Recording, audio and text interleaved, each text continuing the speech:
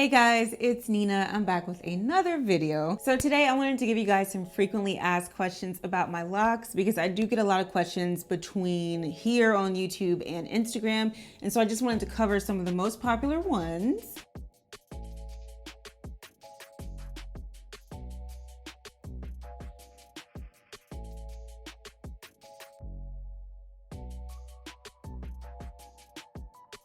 The first frequently asked question is, how many locks do you have? So I have 89 locks. I have not combined any of them. I do have some around my ears that are really skinny, like almost like the size of a sister lock. So guys, this is the really tiny lock I was talking about. And you compare this to gotta find a thicker one.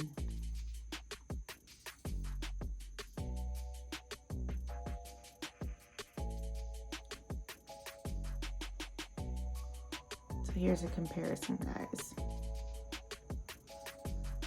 I have considered combining them, but I honestly don't really mind it too much. And the fact that the lock is the hair is really fine, but the lock has continued to grow, it seems like it's not a problem right now. So 89 is the number. Next question is, what size are your locks? So they're about medium to average size. They're not like sister locks. They're not like super thick freeform locks. They're kind of in the middle. They're kind of like the average size cultivated locks. Probably about the size of a pencil maybe, but some are a tiny bit bigger and some are a little bit smaller. How often do you wash and retwist? So initially I washed and retwisted my locks every 2 years. This was after So initially I washed and retwisted my locks every 2 weeks.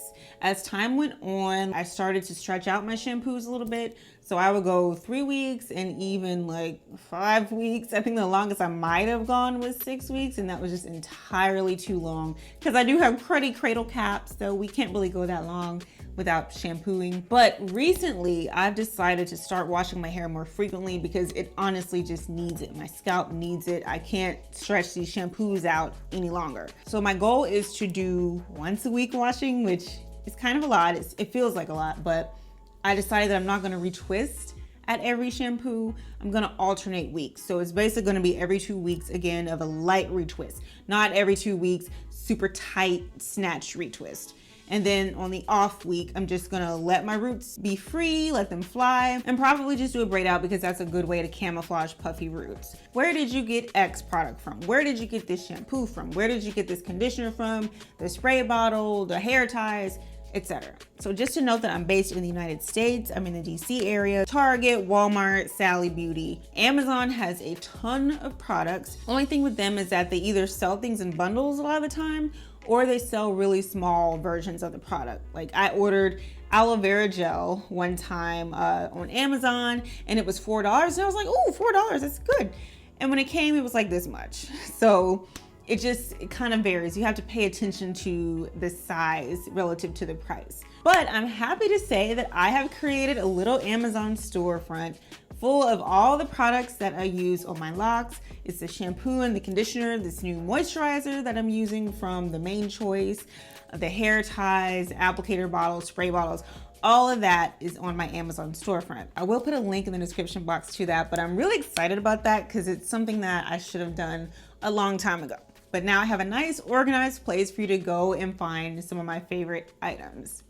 Next question is, what do you retwist with? So if I just want a nice light retwist that is gonna hold up somewhat, it's not gonna be super tight, I will use just aloe vera gel. If I'm going for something a little more polished, I will use this Curls Blueberry Bliss pomade. Just a tiny bit of that, and that makes my roots really nice and smooth. So it's just a personal preference depending on how neat I want my locks to be and how long I want them to hold. How do you manage frizz? A lot of people will put a lot of extra product on the frizz to kind of seal it into the lock. I don't recommend that just because I don't recommend putting a lot of extra products in your hair. Some people will cut the frizz, which I don't recommend because I haven't tried it. I don't want to deal with any potential unraveling, especially near the roots, or any kind of weird hair just sticking out after I cut it.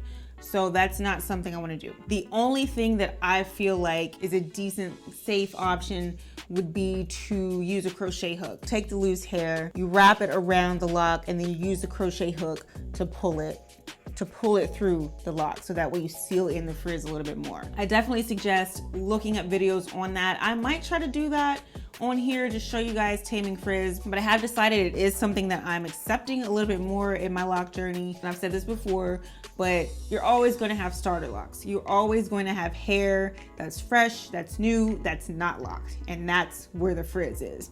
As you go down the length of the lock, you don't have much frizz because all the hair is old and it's compact and sealed. So just give yourself a break if you're dealing with a lot of frizz. It's totally normal, totally natural. Next question I get a lot is, what color do you have? So in 2015, I used a box color from Dark and Lovely. I don't remember the name of the color. It was kind of like a reddish brown and it turned out hideous. I absolutely hated it. And then I put a dark brown rinse over it that ended up just looking black. I put that on my hair at the end of 2015. And then I did not touch my hair until the summer of 2019. I was supposed to get my locks bleached. I wanted them lifted. I wanted them to be dark blonde. And I was late to my appointment, and so they told me they can only put 40 developer on them, and that would still give me a lift. And yeah, it was just too harsh for my hair. I like the ombre effect in my hair. I just don't like how the colored hair feels. So long story short, it's just a mashup of colors, so I can't really tell you one color to get this look. Next question that I get a lot, which kind of, I don't want to say it baffles me, but it just like amuses me. So it's, can you do my locks? And the answer to that is no. I'm not a licensed stylist. I'm not a loctician. And I guess the part that's funny to me about that is that I've never anywhere on my channel here or on Instagram, I've never mentioned doing anybody's hair. I've never offered any services like that. Somebody actually stopped me. I was going to get some gelato and somebody was like, can you please do my hair? Please, I will pay you. I'll throw you like $40.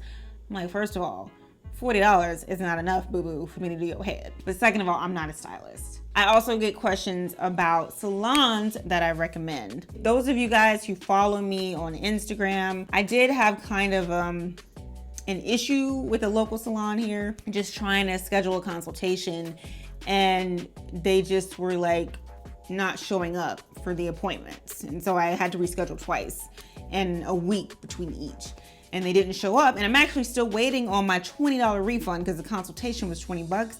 And it's not a lot of money, but it's just the principle. Not a lot of money is also relative. $20 is food, it's gas, you know, so I'm not gonna make light of that. But yeah, I don't have any that I can recommend at this time. But that is all, guys. Thank you so much for watching. Thank you so much for being here and asking questions all the time. I know I can't always get to every single question, but I do see a lot of the comments and I appreciate them. If you like this video, please give it a big thumbs up. Please subscribe if you haven't already. Please hit that notification bell, and I will see you next time. Bye.